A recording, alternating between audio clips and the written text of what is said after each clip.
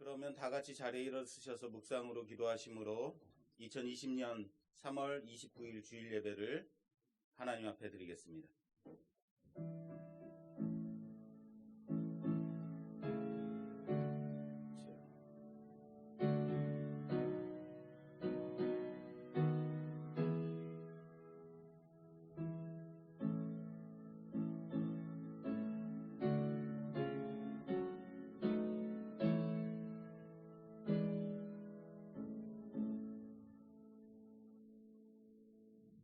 두려워하지 말라. 내가 수치를 당하지 아니하리라. 놀라지 말라. 내가 부끄러움을 당하지 아니하리라.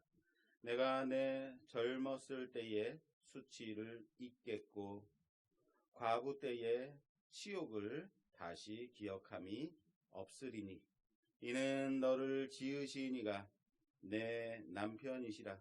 그의 이름은 만군의 여호와시며 내 구속자는 이스라엘의 거룩한 이시라. 그는 온 땅의 하나님이라. 일컬음을 받으실 것이라. 아멘. 하나님 감사합니다. 귀한 주일 하나님 앞에 나와 이렇게 이 자리에서 예배드리게 하신 하나님, 또한 지금도 각지에서 각 처소에서 가정에서 예배를 드리는 모든 자들 위해 주님의 은혜로 함께하여 주사 어디서든 예배를 드릴 때에 하나님의 동일한 은혜가 충만하기를 소원하옵고 진정으로 이 예배의 시간이 얼마나 소중한지 다시 한번 깨달으며 하나님께 영광 돌리는 귀한 시간 되게 하여 주시옵소서. 저 시간부터 마치는 시간까지 성삼위 하나님께서 함께 하실 줄 믿사옵고 예수님 이름으로 기도드립니다. 아멘. 찬송가 5장 찬송 드리겠습니다. 찬송가 5장입니다. 이 천지간 만물들아.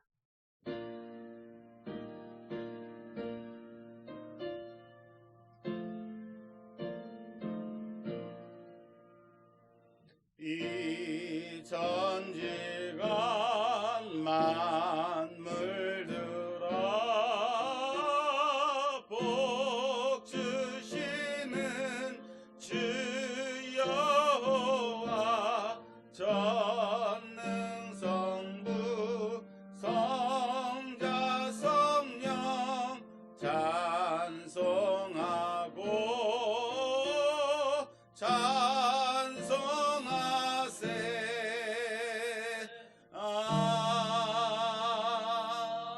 아멘. 사도신경으로 우리의 신앙을 고백하겠습니다.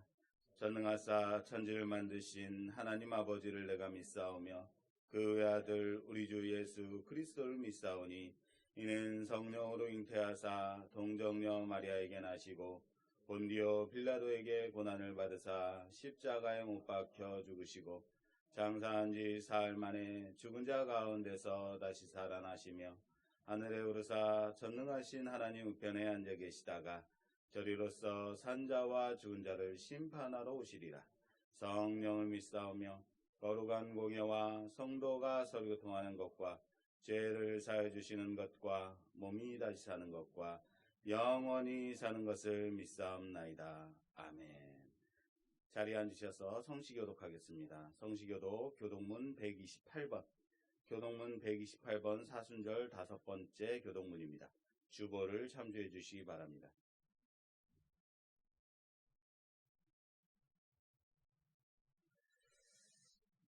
교독문 128번입니다.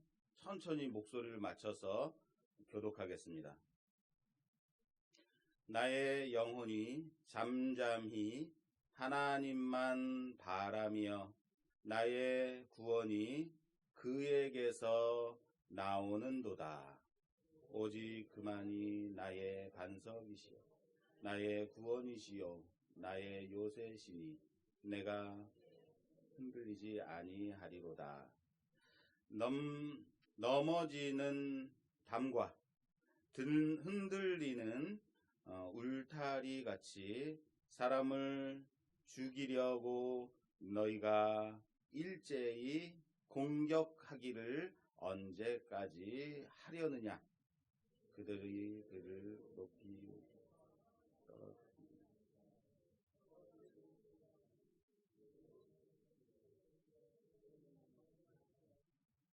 나의 영혼아 잠잠히 하나님만 바라라. 무릇 나의 소망이 그로부터 나오는도다. 오직 그만이 나의 반석이시요 나의 구원이시요 나의 벼슬이시니 내가 크게 흔들리지 아니하리로다. 나의 구원과 영광이 하나님께 있으며 내 힘의 반석과 피난처도 하나님께 있도다. 실수를 그의 앞에 마음을 아멘. 찬송가 149장 찬송 드리겠습니다. 찬송가 149장입니다. 주 달려 죽은 십자가.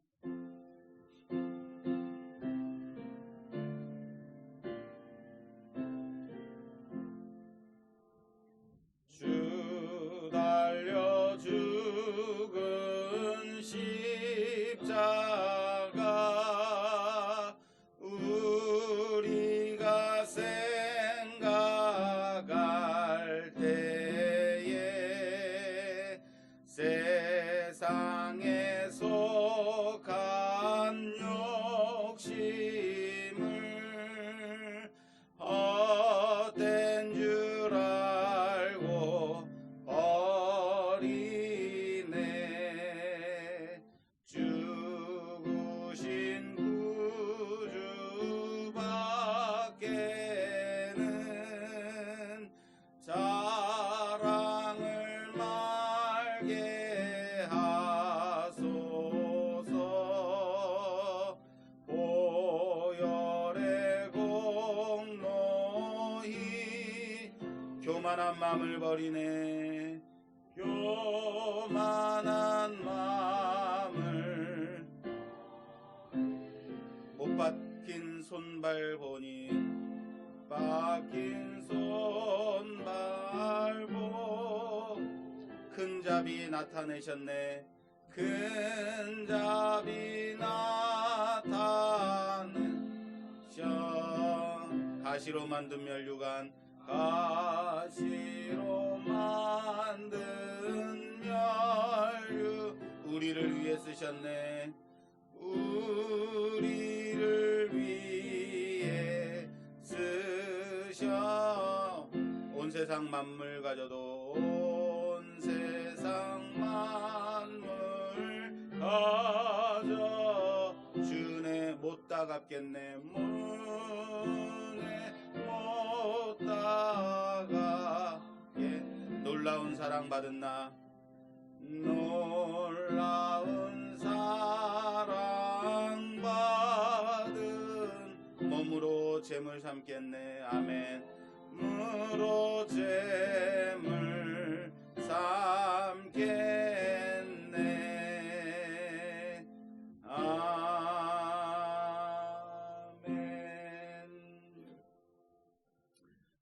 오늘 우리에게 주시는 하나님의 말씀은 창세기 39장 1절에서 3절 말씀입니다. 주보를 참조해 주시기 바랍니다. 창세기 39장 1절에서 3절 말씀.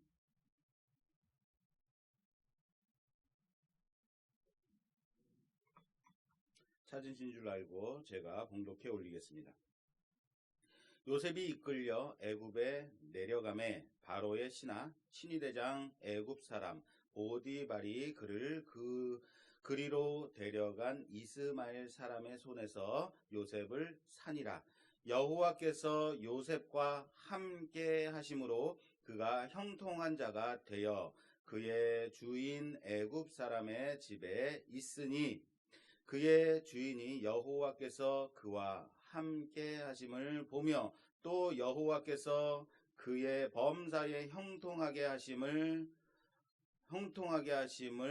보았더라. 아멘. 우리 찬송가 한 장 같이 하겠습니다. 이 시간 원래 로고스 찬양대와 찬양하는 시간이지만 우리가 우리의 입술로 하나님께 찬양하는 시간을 갖도록 하겠습니다. 찬송가 246장 246장 나 가나안 땅 귀한 성에 들어가려고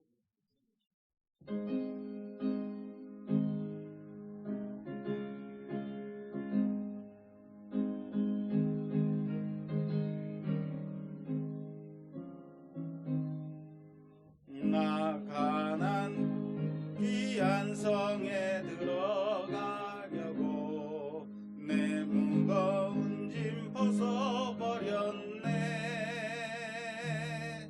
죄 중에 다시 방황할 일 전혀 없으니 저 생명 시냇가에 살겠네. 길이 살겠네. 나 길이 살겠네. 저 생명 시냇가에 살겠네. 길이 살겠네. 나 길이 살겠네. 저 생명 시냇가에 살겠네. 그 불과 구름 기둥으로 인도하시니 나가는 길이 형통하겠네. 그 요단강을 내가 지금 건넌 후에는 저 생명 시냇가에 살겠네. 길이 살겠네. 나 길이 살겠네. 저 생명 시냇가에 살겠네. 길이 살겠네. 나 길이 살겠네. 저 생명 시냇가에 살겠네. 내 주린 영혼 만나로서 내 주린 영혼 만나로서 먹여줄 그 양식 내게 생명 되겠네. 이후로 생명 양식 주와 함께 먹으며 저 생명 시냇가에서 길이 살겠네. 나 길이 살겠네. 시냇가에 살겠네. 길이 살겠네. 생명 시냇가에 살겠네. 아멘. 잠시 기도하겠습니다. 하나님, 우리를 하나님의 자녀로 부르셔서 이 귀한 날 하나님의 원하시는 곳에서 하나님께 예배를 드리게 하신 하나님 참 감사합니다. 하나님, 전 세계가 코로나로 인하여서 힘들고 어려운 가정이 있습니다. 하나님이 어려운 시기를 우리 믿는 자들이 덕이 되도록 잘 버티며 견디며 이겨낼 수 있도록 도와주시옵소서. 특별히 아버지 하나님, 사망의 권세가, 전염의 공포가 전 세계를 그렇게 혼란 가운데 빠지게 할 때에도 우리는 우리의 빛 대신 생명 대신 소망 대신 예수 그리스도만 바라보며 그렇게 견뎌나는 우리 모두가 되어줄 수 있도록 도와주시옵소서. 예배를 드리고 싶어도 모여서 드리지 못하는 이때에 하나님, 곳곳에서 예배를 드리는 모든 교회들과 가정에서 예배를 드리는 모든 권속들에게 하나님 함께 하사 하나님 지켜보호해 주시고 동일한 은혜로 충만케 채워주시며 하나님의 은혜가 넘치도록 그 위에 머물기를 간절히 소원합니다. 특별히 예배를 드리는 이 시간 하나님 성령 하나님께서 지켜보호해 주셔서 하나님 은혜 가운데서 첫 시간부터 마치는 시간까지 온전하게 하나님만 바라보며 예수님을 힘입어 예배를 드리는 귀한 시간 되게 하여 주시고 이 시간 또한 말씀을 들을 때에도 하나님 우리의 길을 열어서 하나님이 주시는 귀한 은혜의 말씀을 듣는 귀한 시간 될 수 있도록 허락하여 주시옵소서. 하나님 각자 귀한 소망의 기도의 제목들을 가지고 나왔습니다. 하나님의 은혜를 구하며 나왔습니다. 성령 하나님의 능력 의지하여 나왔습니다. 하나님 이 시간 이들의 기도를 들어주시고 우리의 소망을 들어응답하여 주시며 또한 하나님의 뜻이 어디 있는지 깨닫는 귀한 은혜의 시간 될 수 있도록 허락하여 주시옵소서. 이 시간 함께 하시기를 소원하고 예수님 이름으로 간절히 기도드리옵나이다. 아멘. 이 시간 봉독한 본문 말씀으로 형통한 자로 산다는 것, 형통한 자로 산다는 것이라는 제목으로 하나님 말씀 보겠습니다. 인터넷을 보다 보니까 아내를 기쁘게 하는 법이라는 글이 올라와 있어서 제가 봤습니다. 아내를 기쁘게 하는 법, 어렵지 않습니다. 여기 이렇게 써 있더라고요. 명품백을 사준다. 근사한 레스토랑에서 맛있는 것을, 비싼 것을 사준다. 생일 선물을 꼭 챙겨준다. 결혼 기념일을 꼭 챙긴다. 또 아내가 아내의 눈을 보면서 사랑스러운 눈빛을 주고받는다. 가끔은 애정 어린 눈빛으로 서로를 바라본다. 따뜻하게 안아준다. 가끔은 사랑한다고 속삭여준다. 이 외에도 아내를 기쁘게 하는 방법은 500가지가 더 있습니다. 이거를 읽어주다 보면 오늘 설교가 끝날 수 있어요. 여기까지만 하겠습니다. 별로 어렵지 않죠? 그런데 그 뒤에 남편을 기쁘게 하는 방법이 또 있어요. 남편을 기쁘게 하는 방법. 자, 잘 들으십시오. 배부르게 먹인다. 졸리면 재운다. 지가 하고 싶은 대로 내버려 둔다. 끝. 끝. 없어요.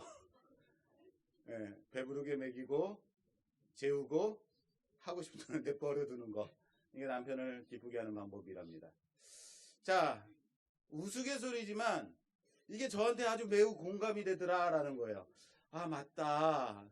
그런 것 같아. 나는 그렇게 두면 기쁜 것 같아. 여러분, 요즘 아내가 저한테 많이 하는 말이 있어요. 내 입맛이 너무 까다롭다는 거예요. 정말로 제 입맛이 까다로울까요? 저는요, 반찬 한두 가지만 있으면 돼요. 그리고 그것도 없으면 그냥 참치캔 하나 따줘서 먹어 하면은 아주 맛있게 먹을 수 있어요. 계란 후라이 하나 있거나 이것도 저것도 없으면 그냥 그 양념된 김 하나 까서 주면 아주 그냥 한 그릇 뚝딱 먹을 수 있습니다. 제가 입맛이 까다롭다고요? 저는 안 까다롭다고 생각이 돼요. 그런데 그냥 스팸 하나 있으면 야, 이건 생일상이다 이렇게 생각이 될 정도로 저는 그래요. 제가 입맛이 이런데 까다롭다고 생각되세요, 여러분? 그런데 아내는 식사를 할 때 보면 자기가 먹고 싶은 것을 열심히 준비해요. 그래서 나물을 무치고 이것저것 양념을 해서 겉절이를 무치고 그리고 갖가지 야채들을 볶고 그리고 냉장고를 열어서 거기에 있는 반찬들을 온갖 반찬들을 다 꺼내서 상위에 늘어놓고 저는 그것을 보면서 여보 그냥 한두 개 꺼내놓고 먹지 뭘 그렇게 복잡하게 이걸 다 차려 먹느냐라고 한마디 하면 그제부터 이제 핍박이 시작이 되는 거죠. 당신은 입맛이 까다로워. 내가 주는 거 그냥 잔소리 하지 말고 먹으면 되지. 당신은 어려워. 막 환란의 날이 시작되는 거죠. 네. 저의 환란의 날은 이렇게 시작이 되더라라는 거예요. 자, 결론적으로 아내의 말은 이거예요. 여러 말 할 필요 없어. 한마디로 주는 대로 먹어라라는 거예요. 저는 그래도 그렇게 꺼내 먹는 것 그리고 뒤처리하려면 불편하잖아. 힘들잖아. 당신 힘드니까 라는 말은 안 해도 한두 개만 꺼내서 그냥 대강 먹자라고 하는데 아내는 그렇지 않은 거죠. 그죠? 네. 무슨 말이냐면 아내의 밥을 먹는 식사를 하는 그 입맛의 기준은 아내와 제가 같이 먹을 때는 기준은 언제나 누구한테 있는 거냐면 아내에게 있는 거예요. 아내가 무쳐주고 볶아주고 이거는 건강에 좋은 거야 나물 주고 샐러드 해서 이렇게 해주는 원하는 대로 다 상을 쫙 차려서 먹는 것, 그것을 기쁘게 먹어주는 것, 그것이 입맛이 까다롭지 않은 거예요. 예. 기준이 누구한테 있는 거예요? 저한테 있지 않아요. 아내한테 있는 거예요. 그래야 우리 가정에 평화가 있는 거예요. 그게 뭐냐면 기준이 누구한테 있느냐 이겁니다. 이 기준에 대한 얘기를 오늘 하려고 오늘 이 어려운 얘기를 꺼냈습니다. 집에 가서 저는 또 혼날 수도 있어요. 예. 자, 기준. 자, 오늘 본문 말씀을 보면서 여러분 본문을 제가 읽어드렸어요. 봉독해 올렸어요. 그러면 여러분들의 반응이 이상하다라고 생각해야 되는 거예요. 그런데 여러분들은 지금 표정은 뭐가 이상한 거지? 라는 표정. 여러분 하나도 이상하지 않아요? 오늘 본문이 39장 1절에서 3절 말씀이에요. 근데 아무렇지도 않아요. 아, 그렇지. 오늘 이거구나. 아무 생각이 없어요. 왜 이상하게 생각해야 되지? 왜냐면요. 여러분 지난 시간에 설교가 뭐였냐면 37장 마지막 부분이었어요. 여러분 37장 마지막에 본문을 가지고 설교를 했다가 갑자기 38장을 뛰어넘고 뭐로 왔어요 오늘? 39장으로 넘어왔어요. 그러니까 목사님 38장 하셔야죠. 실수하셨네. 이상하다. 이렇게 생각해야 되는 거예요. 근데 왜 빼놨을까? 우선 지난주 설교 본문의 마지막 절을 보면요. 이렇게 돼 있어요. 37장 36절. 그 미디안 사람들이 그를 애굽에서 바로의 신하 친위대장 보디발에게 팔았더라 라고 끝나요. 무슨 말입니까? 미디안 사람들이 애굽 사람 친위대장 보디발에게 요셉을 팔았다라고 말씀이 37장이 마무리가 되고 있어요. 그리고 38장을 뛰어넘어서 오늘 본문 말씀 39장 1절 말씀에 하나도 어색하지 않아요. 바로 뭐예요? 내용이 이어지죠. 이렇게 되죠. 오늘 1절 말씀, 요셉이 이끌려 애굽에 내려가매 바로의 신하 친위대장 애굽 사람 보디발이 그를 그리로 데려간 이스마엘 사람의 손에서 요셉을 사니라. 어떻습니까? 이번에는 뭐라고 그러냐면 애굽 사람 보디발이 이스마엘 사람의 손에서 요셉을 샀다라고 자연스럽게 이어지고 있다는 거예요. 37장은 뭡니까? 요셉의 형제들, 요셉의 형들이 요셉을 보고 꿈꾸는 자가 오는도다. 쟤를 죽이자 하고 구덩이에 던져놨다가 밥을 먹는데 저 멀리서 이스마엘 사람들이 오는 것을 보고 은 20에 요셉을 팔아버려요. 그리고 이스마엘 사람들은 요셉을 애굽으로 데리고 내려가서 애굽 사람 친위대장 보디발에게 요셉을 종으로 팝니다. 그렇게 끝나요. 그리고 38장을 건너뛰어서 39장 1절 말씀이 그것을 바로 이어받아서 37장 마지막 절. 그것을 이어받아서 애굽 사람 친위대장 보디발이 이스마엘 사람의 손에서 요셉을 샀다라고 시작이 되고 있다. 아무렇지도 않은 거예요. 38장을 뛰어넘었는데도 너무 자연스럽죠. 도리어 38장이 있으면 어색할 정도. 그러므로 37장에서 바로 39장으로 이어지는 것이 더 자연스럽다라는 겁니다. 그런데 그 중간에 뭐가 있다? 그렇죠. 38장이 있어요.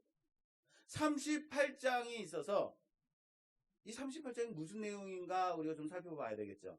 38장의 내용은 이제 다음 주에 제가 다음 시간에 이어서 할 건데 이 38장은 뭐냐면 요셉의 형 중에 넷째가 유다입니다. 유다의 얘기가 나와요.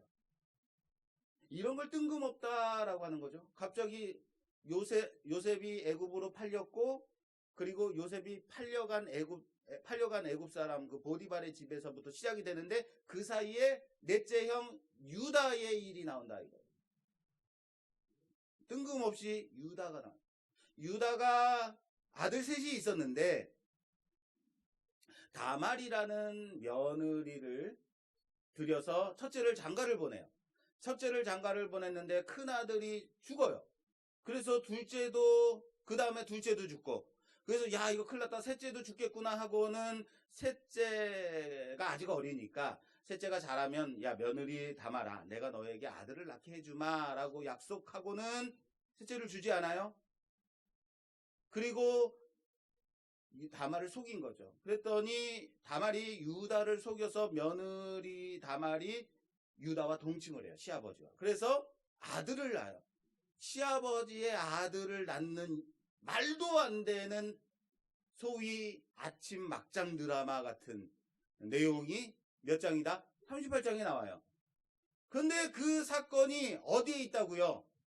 요셉이 형들의 손에 팔려서 애굽으로 팔려가고 또 애굽으로 팔려간 그곳에서 보디발의 집에서 살아가는 그 사건, 그 사이에 뭐가 있어요? 이 유다의 얘기가 있는 거예요. 그냥 팔려갔고 요셉이 보디발의 집에서 어떻게 종살이 했는가를 그냥 나오면 되는데 그 팔려간 사이에 이 유다의 막장 드라마가 나온다는 거예요. 이것을 이해하기 위해서 우리는 요셉이 나오는 37장부터 그리고 요셉이 총리가 되어서 형들과 화해하는 그 장까지 그 등장인물들을 좀 살펴볼 필요가 있습니다. 장별로. 우선 지난 시간에 본 37장은 등장인물이 누가 나왔냐? 요셉과 형제들이 나왔죠? 그래서 형들이 요셉을 파는 장면 37장. 그리고 38장은 누가 나온다고요? 주인공이? 유다의 막장 드라마가 나오죠. 38장. 그리고 39장, 오늘 본문 읽은 39장부터 41장까지는 요셉이 애굽에서 어떻게 살았는지 요셉의 생활이 나와요. 그리고 42장에서부터 애굽에서 총리가 되어서 44장까지 요셉과 형들이 함께 등장해서 화해하는 과정이 44장까지 나옵니다. 자, 보세요. 처음에 요셉과 형들이 나오고 그리고 유다가 가나안 땅에서 어떻게 살고 있는지가 나오고 그 다음에 요셉이 애굽에서 어떻게 살고 있는지가 나오고 그리고 다시 요셉과 형들이 만나서 화해하는 구조. 요셉과 형제들, 유다, 요셉, 그리고 요셉과 형제들. 이런 구조라는 거예요. 지금 성경은 요셉과 형들이 교차되면서 보여주고 있는 구조다라는 거예요. 바로 이거예요. 요셉이 37장에서 팔리고 39장부터 애굽에서 종으로 고생하며 살고 있을 때에 그리고 누명 쓰고 감옥에 gat히고 있을 때에 그나마 형제들 중에서 낫다고 보여지는 형제들을 주도하고 있다라고 보여주고 있는 누구? 유다가 가나안에서 어떻게 살고 있는지를 보여줍니다. 그나마 다른 형제보다 그나마 낫다고 평가되어지는 유다가 가나안 땅에서 얼마나 개판으로 살고 있는지, 얼마나 밑바닥 인생을 막장 드라마를 쓰고 있는지 보여주고 있는 것이 38장이라는 거예요. 그래서 이 38장이 37장과 39장 사이에 38장이 존재하는 거예요. 왜 38장이 요셉이 팔리고 또한 팔려간 그곳에서 어떻게 살고 있는지를 보여주는 39장 그 사이에 있는지를 아시겠어요? 왜 38장이 그곳에 있는지?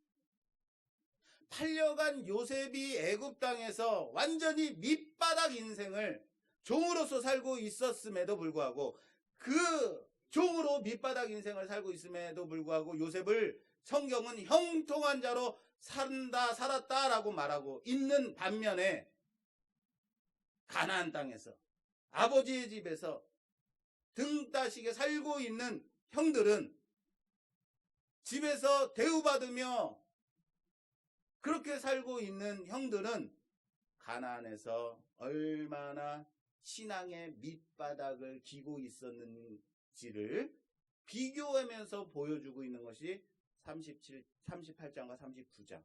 그리고 앞으로 나오는 이 요셉의 인생의 구조다라는 것. 요셉은 애굽에서 종살이, 누명을 쓰고 감옥, 그렇게 죄수로서 살아가고 있었음에도 그의 인생을 볼 때는 얼마든지 밑바닥이다, 완전히 천하고 천하다, 얼마나 어려웠을까 이렇게 보여졌지만 하나님은 요셉의 인생을 무엇으로 평가하셨다고요? 형통한 인생이다. 그러나 가나안 땅에서 도련님으로, 가나안 땅에서 대우받으며, 가나안 땅에서 돈 많은 사람들로 살아가고 있는 요셉의 형들은 그곳에서 편하게 살고 있는 것처럼 보이지만 그 속에는 신앙의 밑바닥을 기고 있는 형들의 모습을 비교하면서 보여주고 있다. 여기서 한 가지 집중해서 봐야 되는 부분은 여러분 42장에서 44장 요셉이 총리가 되어서 형들을 다시 만나는 장면, 여기서 총리된 요셉이 형들을 막 시험합니다. 그냥 형들을 만나가지고 형 나 요셉이야, 나 총리야, 이래봐도 총리야, 이제는 우리 가정 폈어, 다 데리고 내려오시오 하고 빠르게 끝내도 되는 거를 42, 43, 44장 3장에 걸쳐서 요셉이 형들을 시험하는 장면이 나와요. 이 시험을 통해서 성경은 무엇을 보여주고 싶어 했는가 좀 우리가 좀 살펴볼 필요가 있어요. 자, 생각해 보십시오. 여러분, 요셉을 야곱이 잃었어요. 형들이 요셉을 팔았고 요셉이 죽었습니다. 짐승에게 찢겨서 죽었습니다. 죽었나 봅니다 하고 아버지 야곱에게 형들이 가서 얘기를 했죠. 자, 그럴 때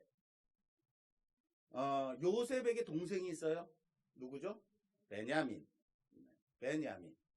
이 베냐민에 대한 야곱이 어떤 감정을 가질까요? 요셉의 바로 동생, 같은 배에서 난 동생, 막내, 더 각별하게 생각하지 않을까요? 여러분, 좀 창피한 부끄러운 얘기지만 저는 20살 이전까지는 제 이름으로 불려본 적이 없어요. 아가라고 불려봤어요. 왠지 아십니까? 우리 조명신 집사님이, 제가 막내예요. 내가 막내라서 집에서는 언제나 아가라고 부르는데 저는 어렸을 때 제 이름이 아가인 줄 알았어요. 예, 나중 돼서 내가 재영이구나 라고 알았죠. 예. 왜? 막내니까 사랑스러운 거예요. 제가 말씀드렸죠. 저는 방을 닦을 줄도 몰랐다고요. 청소하는 것도 결혼해서 알았다고요. 혼나가면서 아내한테. 그렇게 방을 쓸면 어떡해. 집에서 방도 안 쓸어봤어? 얼마나 면박을 하는지. 왜? 나는 아가니까. 자, 형들이 그 요셉을 죽었다고 아버지한테 얘기했을 때 그 막내 베냐민에 대한 아버지 사랑이 어땠을까? 정말 눈 밖에 나기를 두려워하지 않았겠어요? 또 나가서 네 형 요셉처럼 죽으면 어떡해? 아니, 어딜 나가? 가지마. 내 옆에 딱 앉아있어. 내 무릎에만 앉아있어. 이러지 않았을까요? 막내가 아니시군요, 여러분들. 자, 형들이 요셉을 그렇게도 미워했던 이유 뭡니까? 왜 미워했어요, 요셉을? 그렇죠. 아버지의 사랑을 독차지하니까, 아버지가 차별하니까, 아버지가 요셉만 사랑하니까, 그래서 형들이 요셉이 미웠던 거예요. 어느 만큼? 죽일 만큼. 그런데 사랑하는 요셉을 잃은 아버지 야곱은 분명히 막내 베냐민을 요셉만큼, 아니 그보다 더 애지중지하지 않을까라는 것은 자명한 사실. 우리가 여기서 알아야 될 것은 야곱에게는 아내가 몇 명 있었어요? 4명 있었어요. 그 중에서 제일 사랑받는 아내는 라헬. 라헬에게서 2 아들이 났어요. 누구와 누구? 요셉과 베냐민이에요. 그 사랑하는 라헬이 낳은, 그것도 아주 힘들게 낳았고, 막내 베냐민은 낳다가 아내가 죽었어요. 뭐 쭈쭈까지는 하지 마시고 어차피 그 아들들 그 중에 하나를 잃은 거예요. 그러니까 막내 베냐민이 얼마나 소중하겠어요. 자, 형들이 요셉을 미워한 그 이유 뭐라고요? 아버지 야곱이 요셉을 각별하게 사랑했기 때문에. 그런데 이제 더 큰 일이 생긴 거죠. 요셉을 잃고 나니까 그보다도 더 막내 베냐민을 애지중지하며 사랑하지 않았을까? 이게 누구의 생각일까요? 요셉의 생각입니다. 요셉이 왜 형들을 총리가 되어서 그냥 형님들 오셨습니까? 나 총리예요. 이제 우리 살만해요. 이러지 않고 형들을 3장에 걸쳐서 시험해야만 했을까? 요셉이 이런 생각을 갖지 않았을까?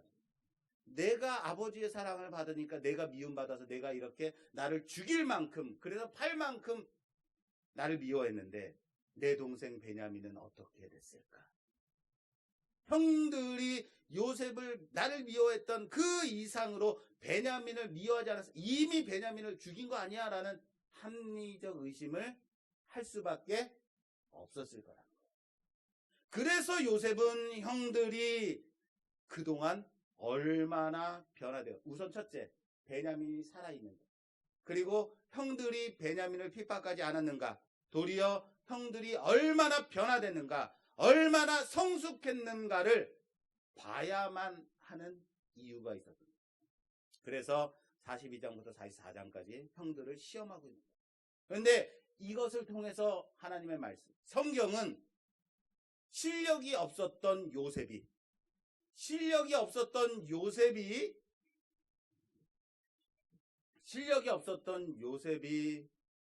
자기가 꾼 꿈을 인해서 형들에게 더욱더 미움을 받고 끝내 팔려가서 애굽에서 그 성숙함과 실력을 갖춰 끝내 총리로 영화롭게 됨을 보여줬듯이, 요셉이 어렸을 때는 실력 없어서 형들은 내가 꾼 꿈을 들으시오 뭐 이런 거 하다가 더 미움받았는데, 이제는 애굽에 내려가서 종살이하며 제수의 삶을 살아가면서 더 성숙해져 가고 실력을 갖춰가고 끝내 총리가 되어서 영화롭게 되었던 것처럼, 가나안에서 살고 있었던 형들도 신앙의 밑바닥까지 내려간 그 유다처럼 완전 밑바닥을 기고 있었지만, 그런 삶을 살았지만 베냐민을 위해서 자신들의 목숨까지도 걸 만큼 형들이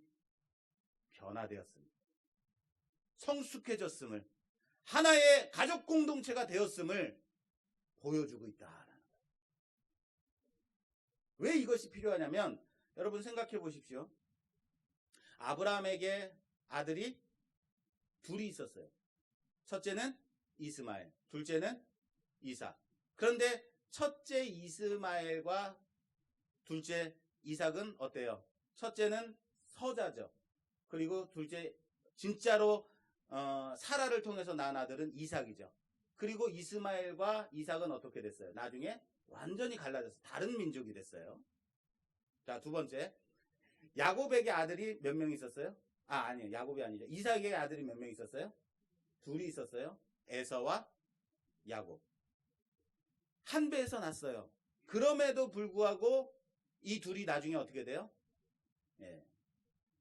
형 에서는 어디로 갔죠? 세일산으로 가서 다른 민족이 됐어요. 에돔 민족이 됐어요. 아예 왕래조차 안 해요. 아예 다르게. 그리고 야곱은 가나안을 지켜요. 한 배에서 나왔음에도 불구하고 한 가족 공동체가 이루어지지 않더라. 나눠지더라. 그런데 야곱에게는 아들이 몇 명 있었어요? 12이 있어요. 이 12이 각자 싸우고 팔고 뭐 칼질하고 막 이러다가 서로 다 나눠져서 12민족이 되면 이거 어떡할 거예요? 12나라가 되는 거예요. 그럼 하나님은 이걸 누구를 선택해야 되는가? 하나님의 선택은 야곱이에요. 아브라함, 이삭을 이은 야곱이에요. 그럼 야곱에서 나온 모든 자식들은 다 하나의 신앙 공동체, 가족 공동체, 하나가 돼야 되는 거예요. 근데 서로 이렇게 싸우다가 갈라지고 나눠져서 서로 다른 나라를 세우고 이러면 어떻게 할 거예요?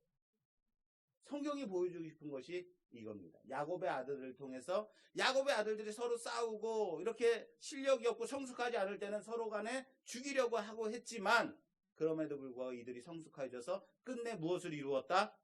하나의 공동체를 이루었다. 형들의 마음을 여러분 생각해 보십시오. 형들이 요셉을 팔았어요. 죽이려고 하고 팔았어요. 그리고 팔아버렸지만 형들 집에 돌아오면 누가 있어요? 거기에 베냐민이 있어요. 베냐민을 보면서 어떠했을까? 베냐민도 어떻게든 내가 죽여야 되는데, 팔아버려야 되는데, 이런 생각했을까요? 요셉이 떠올랐을 거라는 거예요. 왜요? 베냐민은 요셉의 바로 아랫동생이니까, 막내니까.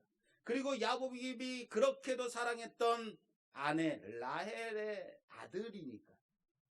자신들이 팔았던 그 요셉, 그 죽었는지 살았는지도 알지 못하는 그 요셉이 베냐민을 볼 때마다 여러분 떠오르지 않았을까요? 베냐민을 볼 때마다 우리가 얘 형 요셉 팔았는데 죽었나 살았나 이런 생각 들지 않았을까요? 그러면서 베냐민을 볼 때마다 마음이 편하지 않았겠죠. 그리고 그것을 넘어서 자신들의 잘못을 깨달았겠죠. 그리고 안쓰럽고 요셉을 향한 미안한 마음들이 계속해서 가시가 되어서 자신들을 찌르면서 성숙으로 나아가는 하나의 가족 공동체로 실력을 쌓고 있었다라는 것. 성경은 오늘 이것을 요셉의 인생을 통해서 또한 요셉과 형제들을 통해서 우리에게 이것을 나타내고 있다라는 사실을 아시길 바랍니다. 여러분, 우리가 어렸을 때 한 집의 자녀가 최소한 둘 이상, 둘, 셋, 많게는 다섯, 여섯, 막 이렇게도 한 가정이 많았어요. 근데 그때는 각자에게 방도 주지 않았어요. 그냥 방 하나. 거기서 그냥 뒹굴면서 방구석에 그냥 북적북적 되면서 살지 않으셨습니까? 왜들 이러세요? 우리 집은 방이 6칸이었는데요. 외양간 말고요. 예. 잠시도 방구석에 조용한 적이 없어요. 그냥 시끌시끌하고 맨날 싸우고 가만히 좀 오늘 좀 조용한가다 보면 왕 하고 터지면서 엄마 누나가 나를 때렸어. 엄마 오빠가 나를 약 올려. 엉아가 나를 꼬집어 막 이러면서 이런 거 있지 않았어요? 왜들 이러세요? 맨날 싸우고 그러면서 자랐으면서. 우리 집만 그래. 우리는 셋이었어요. 그래도 시끌시끌했어요. 그런데 어르신들은, 부모들은 에휴 왜 그래? 그러지 마. 그러면서 크는 거야. 이랬단 말이에요. 그런데 재밌는 게 있어요. 집안에서는 그렇게도 싸우면서 그렇게 핥히고 못 잡아먹어서 안달이던 형제들이 밖에서 동생이 누구한테 딱 맞고 들어오면 갑자기 돌변해서 누가 우리 동생 때렸어 하고 쫙 나가면서 이렇게 하나의 가족 공동체가 되는 거, 이 놀라운 변화, 이런 거 없으셨어요? 있었어요? 예, 대답을 안 하시는 분들은 아직도 그냥 법정 다툼하고 계시죠. 예, 형제와 그냥 법정에서 봅시다 뭐 이런 거. 다들 그렇더라라는 거예요. 안에서는 그렇게 치고받고 하지만 나가서는 우리는 가족 공동체다. 우리는 하나다. 너는 내 동생이야. 이러더라라는 거예요. 바깥에 누가 때리면 형 하고 울면서 쫓아오고 이런 거. 이게 가족 공동체라는 거 아니에요. 여러분, 성경은 요셉이 애굽으로 내려가서 실력을 쌓고 있었듯이, 그렇게 살아갔듯이 가나안 땅에 있는 형들도 가나안 자기의 거처에서 변화되고 있었다라는 것을 보여주고 있는 겁니다. 그런데 그 앞서 무엇이 필요했냐면 38장 유다가 얼마나 밑바닥의 인생을 살았는지, 신앙으로 얼마나 밑바닥을 기고 있었는지를 보여주는 게 38장이에요. 그리고 이 공동체가 하나님의 선택받은 민족으로 성장하여 하나의 신앙 공동체로, 하나의 민족으로, 하나의 나라를 세우고 있는 것을 보여주고 있다라는 거예요. 하나님은 이 공동체 전체가 하나의 구원받은, 택함받은 공동체로 나아가기를 원하셨다라는 사실을 믿으시기 바랍니다. 말씀교회도 마찬가지예요. 교회 안에서 시끌시끌하고 나는 누구 집사 때문에 너무 교회가 싫어, 난 누구 때문에 나오기 싫어 이러지만 나가면 어떻게 해요? 나는 말씀교회 다녀. 우리 교회 목사님 조재영 목사님이야. 반응이 왜 이렇습니까 이거? 여러분 자랑 안 하세요? 바깥에서? 말씀교회 오지 마. 그냥 머리 지긋지긋해. 이러십니까? 우리가 이 안에서는 이래저래 말들이 많아도 바깥에 나가면 어떻습니까? 야, 우리 목사님 진짜 이런 목사님 없어. 이런 거 하잖아요. 아니라고 해도 여기서 아멘 좀 하십시오. 예. 하나님은 교회 안에서 뿐만 아니라 우리가 세상 가운데서 우리가 신앙 공동체로 하나의 예수 그리스도를 머리로 삼고 하나의 신앙 공동체로 세워지기를 원하신다는 사실을 믿으시기 바랍니다. 자, 그럼 이제 설교를 시작하겠습니다. 끝난 줄 알았는데 이제 설교가 시작이 되는 거예요. 야, 자, 오늘 설교 제목이 뭡니까? 형통한 자로 살아간다. 이거 살펴봐야죠. 형통한 자. 여러분, 형통한 자로 살아가길 원하십니까? 오늘 말씀 잘 들으셔야 돼요.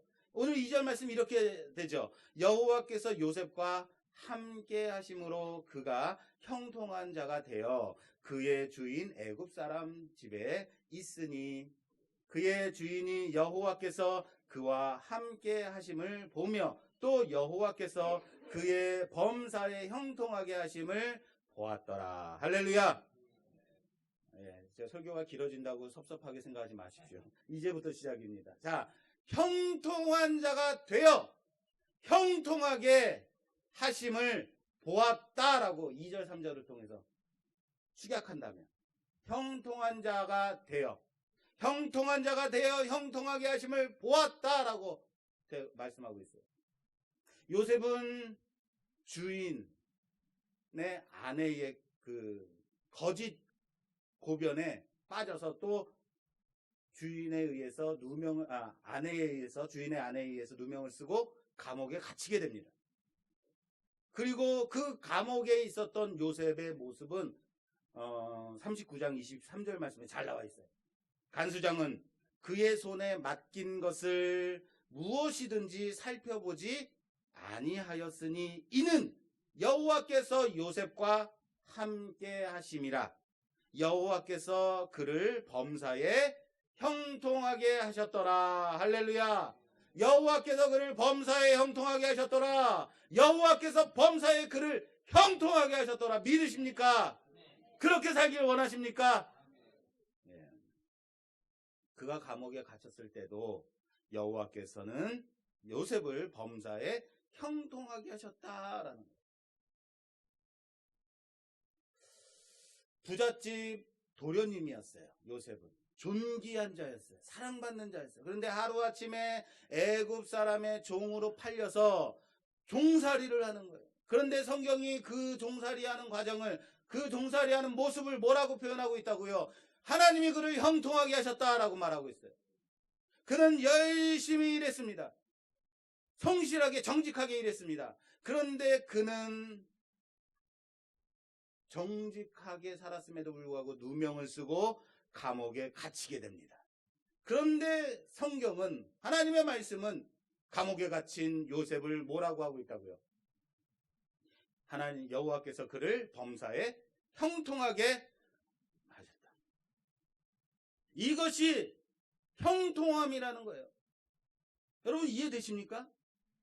사랑하는 여러분, 형통한 삶을 살아가길 원하십니까? 형통한 자로 살아가길 원하십니까? 자, 그렇다면 아멘 하신 분은 꼭 종이 되길 축원합니다. 누명 쓰고 감옥에 갇히길 축원합니다.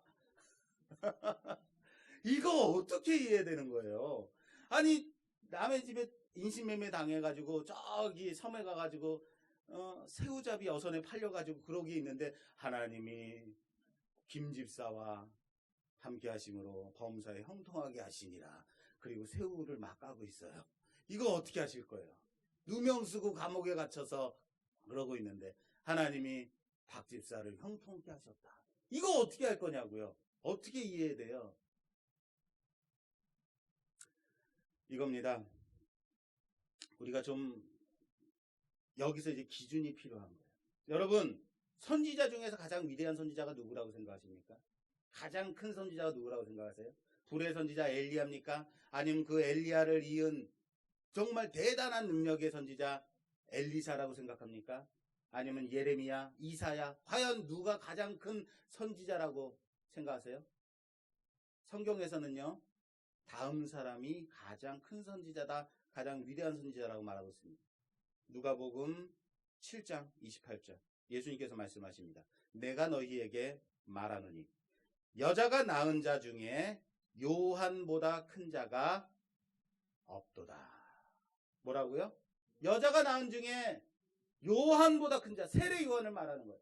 세례 요한에 대해서 우리가 좀 생각해 볼 필요가 있어요. 예수님은 세례 요한을 여자가 낳은 자 중에 가장 큰 자다라고 말씀하고 있는 거예요. 왜요? 여러분, 선지자는 어떤 사람이 선지자라고 생각하세요? 선지자. 누가 선지자예요? 기적을 일으키는 사람, 놀라운 일을 일으키는 사람. 예언하는 사람이 선지자인가요? 어떤 사람이 선지자예요? 예언하는 앞날 일을, 앞의 일을 말해주는 사람. 그럼 여러분, 그 무당 점치는 사람하고 무슨 차이가 있어? 선지자랑.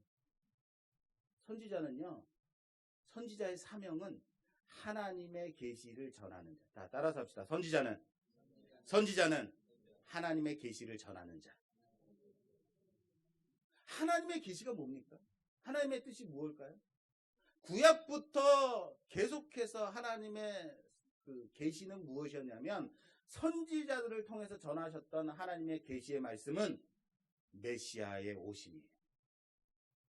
메시아가 오실 것이다. 선지자들은 메시아에 오실 것을 전하는 자, 그것이 선지자들의 사명이에요. 다시 말해서 예수님을 드러내는 것, 그리스도를 드러내는 사명이 감당하는 것이 바로 선지자예요. 그래서 그들은 메시아를 드러내기 위해서 기적도 행하고 놀라운 일도 행하고 병도 고치고 죽은 사람도 일으키고 비도 내리고 불도 떨어뜨리고 엄청난 일을 할 수 있었던 거예요. 그것을 통해서 예수님이 메시아가 오실 것을 전하는 거예요.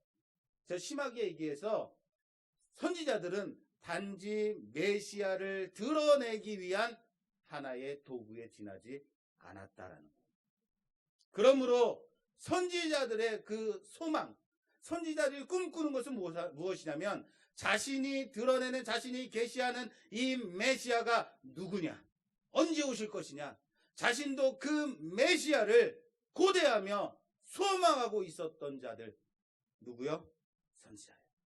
그런데 이 예수님이 가장 큰, 여자가 낳은 자 중에 가장 큰 자가 요한이다라고 말했을 때, 이 세례 요한이 바로 메시아인 예수님의 길을 예비하러 온 자, 예수님 바로 앞에 온 자, 그의 그 세례 요한의 인생 자체가 오롯이 예수님만을 드러내기 위한 인생이었다라는 거예요. 그래서 그는 가장 가까이에서 다른 선지자들, 옛날 옛적의 그 선지자들은 메시아가 오실 것이다라는 것을 전했지만 메시아가 예수님이라는 것은 상상도 못했겠죠. 이사야 선지자도 그는 연약하여서, 그는 양처럼 순하게 끌려가서 모든 채찍질을 맞고 고난을 당하고 죽을 것이다라고 예언했지만 그분이 예수라는 것은 몰랐겠죠. 그런데 세례 요한은 가장 가까이에서 예수님의 오심을 준비하고 또한 예수님을 만나 예수님께 세례를 베풀었던 자, 세례 요한은 가장 가까이에서 예수님을 만난, 드러낸 선지자였던 이유, 그래서 가장 큰 자다라는 거예요. 그리고 아무 힘도 없이 세례 요한은 어린 아이 헤로디아의 요청에 의해서 목베임을 당해서 죽어요. 허무하게 끝나버려요, 세례 요한의 인생 자체가. 그런데도 불구하고 예수님은 이 세례 요한이 가장 큰 자다라고 말합니다. 무엇이 세례 요한을 가장 큰 선지자로, 가장 큰 자로 만든 것인지 아시겠습니까? 무엇이 가장 그를 큰 자라고 말한 이유인지 아시겠어요? 기준이에요, 기준. 어떤 사람이 큰 사람이냐?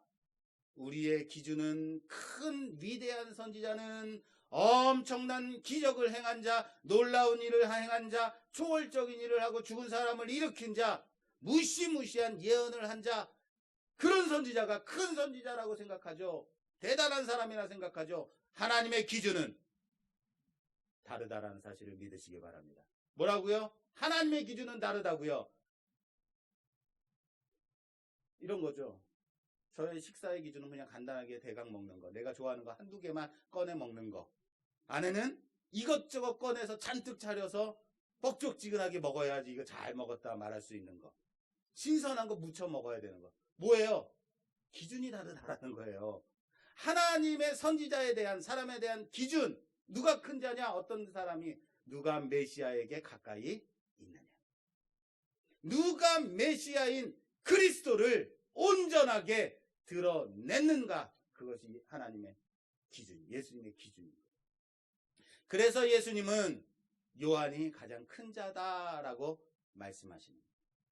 그런데 사랑하는 여러분, 요한이 가장 큰 자지만 우리가 하나님 나라에 갔을 때는 모든 자가 요한보다 더 큰 자라는 사실을 믿으시길 바랍니다. 왜요? 우리는 예수 그리스도가 사신 자들이니까. 우리는 예수님 바로 옆에서 예수님과 함께 거하며 그 손 붙들고 기쁘게 찬양할 자이기 때문에, 하나님이 예수님과 바꾼 자들이기 때문에. 할렐루야.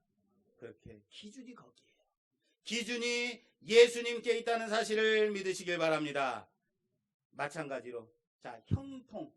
어떤 삶이 형통한 삶이냐? 감옥에 갇히고 누명 쓰고 종으로 살아가는 것, 그게 형통한 자라면 나는 싫어요라고 생각할 수 있어요. 그럼 형통한 자로 살아간다는 것은 어떤 건가 고민할 필요가 있겠죠.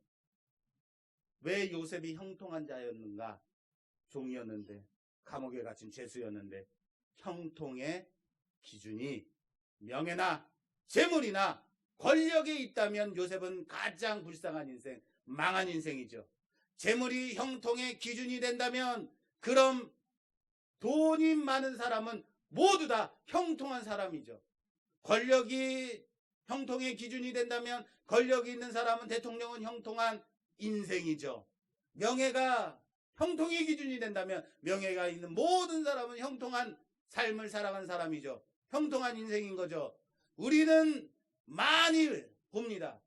고급 저택에 살고 있지만, 큰 건물을 가지고 있지만, 재벌이지만, 그렇게 재벌로 살아가고 있지만 만족하지 못하고 불행하게 살아가는 그런 인생들 많이 보지 않습니까? 얼마 전에도, 며칠 전에도 그 대한항공 그 주식, 누가 대표가 될 거냐에 따라서 엄마와 아들이, 동생과 누나가 한 편을 짜고 서로 간에 싸우고 있는 장면, 이거 형통한 인생 맞습니까? 드라마의 소재가 되는 재벌집, 이게 형통한 인생 맞아요?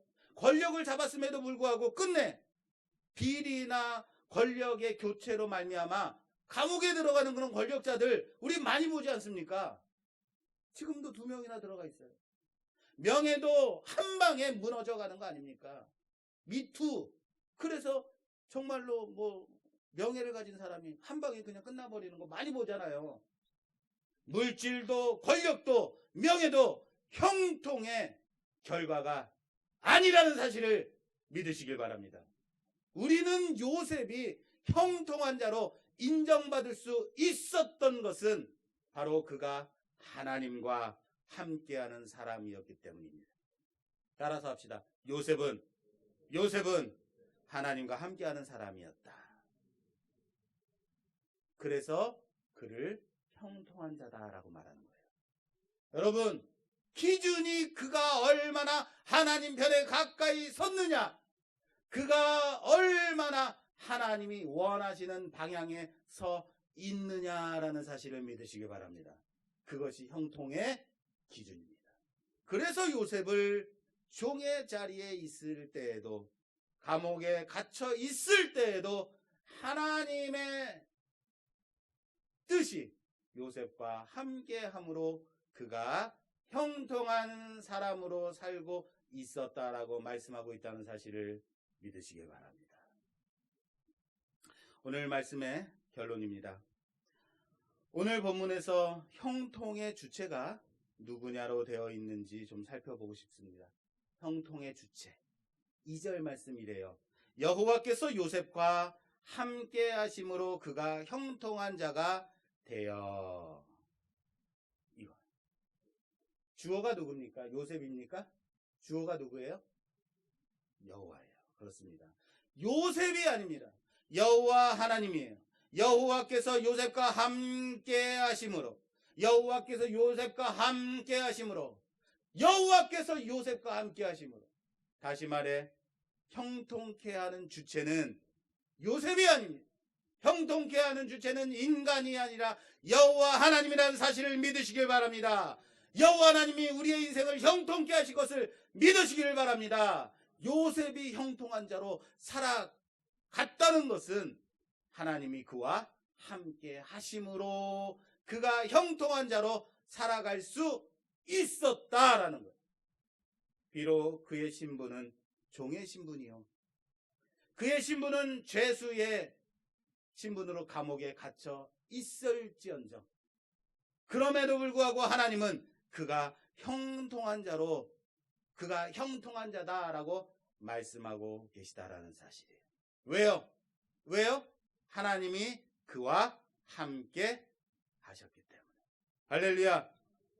그리스도인이 현재의 삶이 어렵고 힘들고 정말로 답답하다고 생각되는 그런 삶을 살아가고 있음에도 불구하고 바보같이 기쁘다고 즐겁다고 찬송 부르며 그렇게 견디며 살아갈 수 있는 것은 우리가 형통한 자임을 믿기 때문입니다. 다시요. 아멘이 안 나왔기 때문에. 그리스도인이 힘들고 어려운 상황 속에서 지금 여러분들의 삶이 정말로 미천한 인생, 정말 답답한 인생, 내일 하루 끼니를 고민하며 살아가는 인생임에도 불구하고 바보같이 기쁘게 찬양하며 이 자리에 나와 헌금까지 드리며 그렇게 살아갈 수 있는 이유는 우리 안에 뭐가 있기 때문에요? 우리가 형통한 자임을 믿기 때문이에요. 현실은 암울합니다. 힘듭니다. 몸은 아픕니다. 답답합니다. 그러나 이 살아가는 과정 속에서 어쩌면 살아내는 과정 속에서 하나님이 우리와 함께 하심으로 우리는 오늘도 형통한 자로 살아가고 있다는 사실을 믿으시길 바랍니다. 세상의 사람들을 부러워하지 마십시오. 다른 데 눈 돌리지 마십시오. 세상의 것을 바라보면 우리의 만족은 채워질 수가 없습니다. 오직 장차 도래할 하나님의 나라를 기대하며 하나님이 나와 함께 하심으로 내가 형통한 자임을 고백하며 그렇게 살아가는 우리 모두가 되기를 주님의 이름으로 축원합니다. 축원합니다. 기도할 때 하나님, 세상의 기준으로 볼 때는 우리는 불쌍한 자들입니다. 세상의 기준으로 볼 때는 우리는 정말로 처참한 망한 실패한 인생들입니다. 그러나 하나님의 기준으로 볼 때 우리는 형통한 자임을 믿습니다. 하나님의 기준으로 볼 때 우리는 정말로 대박 맞은 인생들입니다. 우리가 기쁘게 찬양하며 그렇게 즐겁게 살아갈 수 있는 이유는 몸은 아프고 병들었지만 내게 가진 것이 없음에도 불구하고 이 자리에 나와 기쁘게 예배드릴 수 있는 이유는 우리 안에 믿음이 있기 때문입니다. 하나님 나라를 바라보기 때문입니다. 우리 안에 소망이 있기 때문입니다. 우리가 형통한 자이기 때문에 그렇습니다. 내가 형통한 자로 살려고 노력한 것이 아니라 하나님이 우리를 형통한 자로 부르셨기 때문입니다. 하나님이 우리를 붙드셨기 때문입니다. 요셉처럼 그렇게 나의 삶이 힘들고 어렵지만, 나의 삶이 답답하고 원통하지만 그럼에도 불구하고 나와 함께 하신 하나님으로 말미암아 내가 형통한 삶을 살고 있음을 고백하는 자들 되게 하여 주시옵소서. 내 주변에 있는 모든 시선들이 나를 볼 때 여호와 하나님이 함께 하시는구나, 그가 형통한 자구나 고백받을 수 있는 그런 삶을 살아갈 수 있도록 주여 도와 주시옵소서. 우리 주여 한번 지으기도 하겠습니다. 주여. 하나님 감사합니다. 우리의 삶을 바라볼 때는 정말로 불쌍한 인생, 부족한 인생일 수밖에 없지만 그럼에도 불구하고 우리들을 하나님께서 부르셨음에 감사합니다. 하나님이 우리와 함께 하심으로 우리가 형통한 인생이 되었음을 고백합니다. 요셉의 인생을 볼 때 망한 인생, 실패한 인생, 배반받은 그런 인생이었음에도 불구하고 하나님이 그와 함께 하심으로 형통한 자로 살아가게 하셨다라고 말씀하신 것처럼 우리 또한 하나님께서 우리를 부르시고 붙잡아 주시고 함께 하심으로 말미암아 형통한 삶을 살아가는 자들 되게 하여 주시옵소서. 우리의 기준을 세상에 두지 아니하고 세상의 물질과 명예나 권력에 두지 아니하고 하나님께 두는 자들, 하나님이 우리를 붙잡아 주셨음을 믿고 형통한 자로 믿고 고백하며 살아가는 인생들 되게 하여 주시옵소서. 예수님 이름으로 기도드립니다. 아멘. 우리 찬송가 351장 찬송 드리며 준비한 힘을 봉헌하는 시간 갖겠습니다. 351장입니다.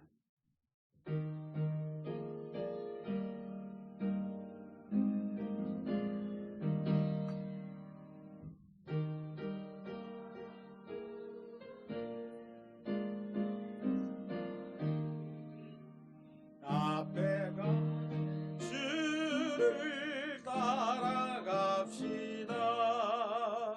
우리 대장 예수 길을 들고서 접전하는 곳에 가신 것 보라.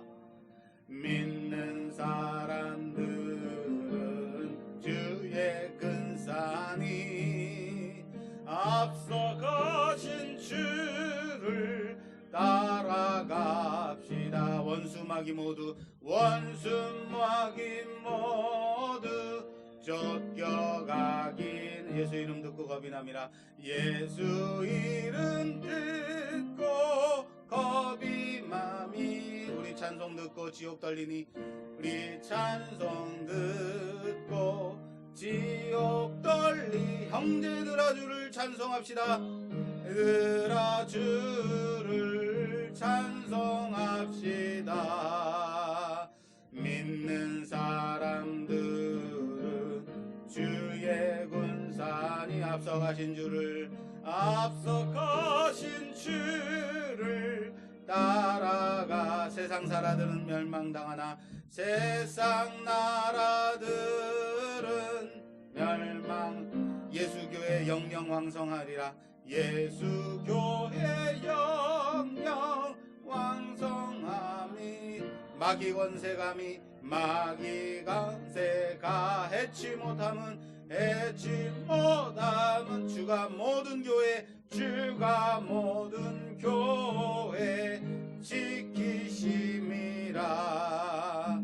믿는 사람들은 주의 군사하니 앞서가신 주를 따라가. 백성들아 와서 함께 모여서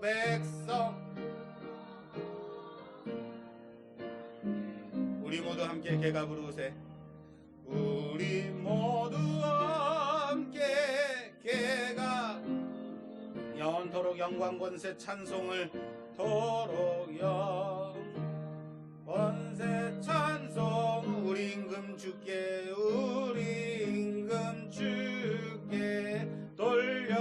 돌려보내세.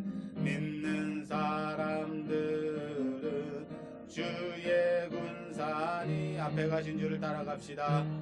가신 주를 따라가. 아멘. 아멘.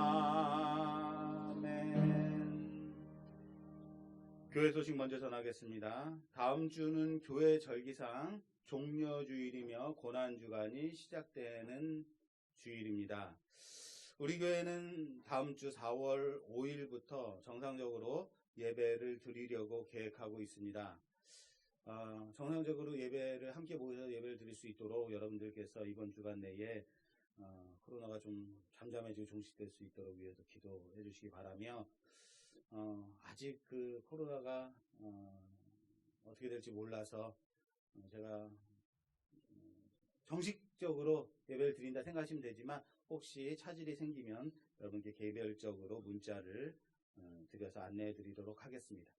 코로나19로 인해서 이번 주까지 우선은 예배가 없다라고 생각하시면 되겠고요. 단지 주일 예배는 오전 10시에 오늘처럼 다른 매체를 통해서 예배를 드리실 수 없는 분들의 하나여서 소수로 사회적 거리 두기 원칙을 준수하며 지금처럼 예배를 드리고 있습니다.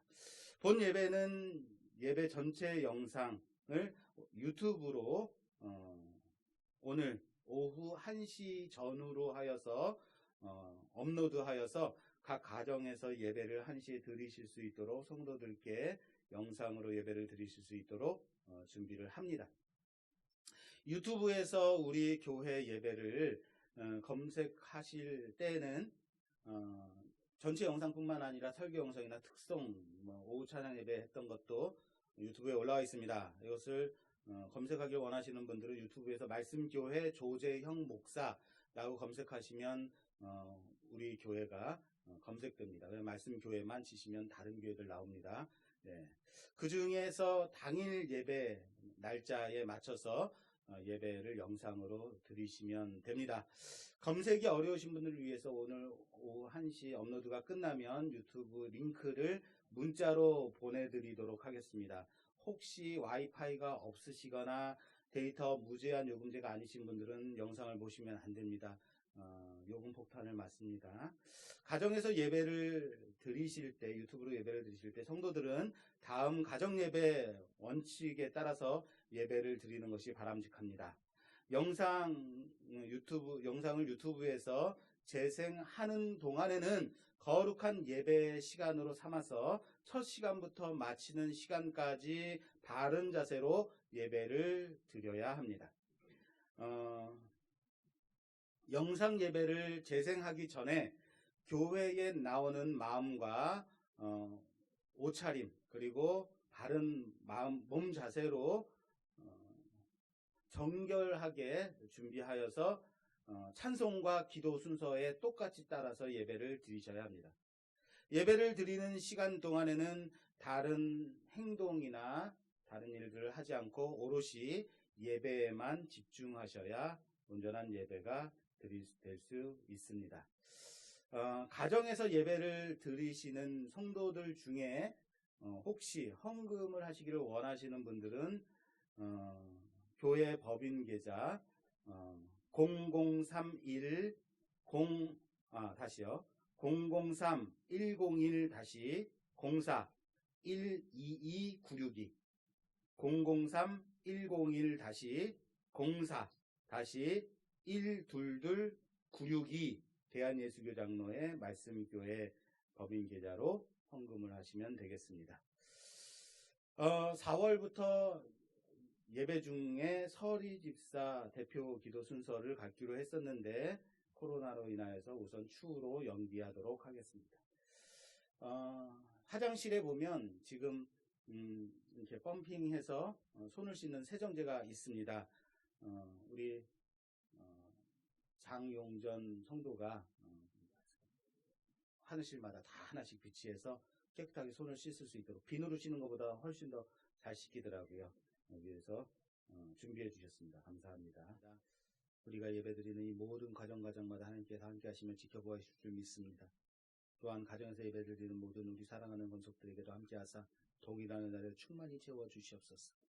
특별히 하나님 앞에 나와 귀한 예물 드리는 귀한 성들들 받아 명하여 주시고 그 마음의 소망을 들어 응답하여 주시며 힘들고 어려운 가정이 있는 자들 그럼에도 불구하고 하나님과 함께 있음을 하나님이 나와 함께 하심을 믿고 형통한 자로 살아가는 자들 되게 하여 주시고 그 고백으로 드리는 귀한 예물들 받아 흠양하여 주셔서 하나님의 거룩한 일들 위하여 사용받는 귀한 예물들 되게 하옵소서.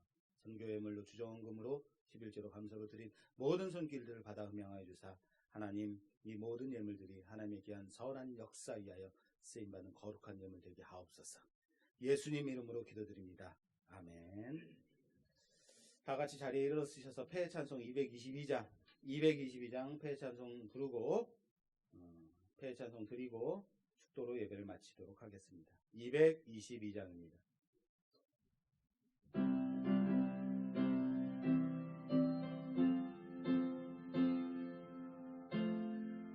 우리 다시 만날 때까지 우리 다시 만날 때까지 하나님이 함께 계셔 은계로서 인도하며 도와주시기를 바라네. 다시 만날 때 예수 앞에 만날 때 다시 만날 때 그때 때까지 계신 바라. 우리 다시 만날 때까지 하나님이 함께 계셔. 간데마다 보호하며 내마다 보아 양식 주시기를 바라네. 양식 주시기를 바라네. 다시 만날 때 배 만날 때 다시 만날 때 그때까지 계신 바. 우리 다시 만날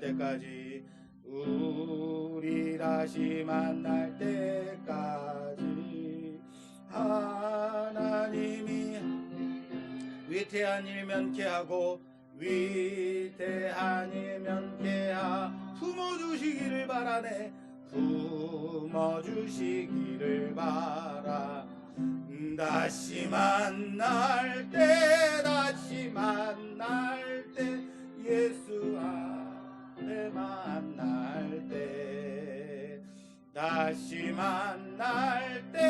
다시 만날 때 그때까지 계신 우리 다시 만날 때까지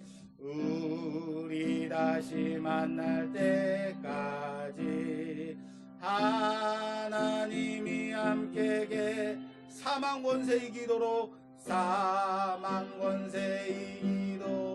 지켜주시기를 바라네. 아멘. 다시 만날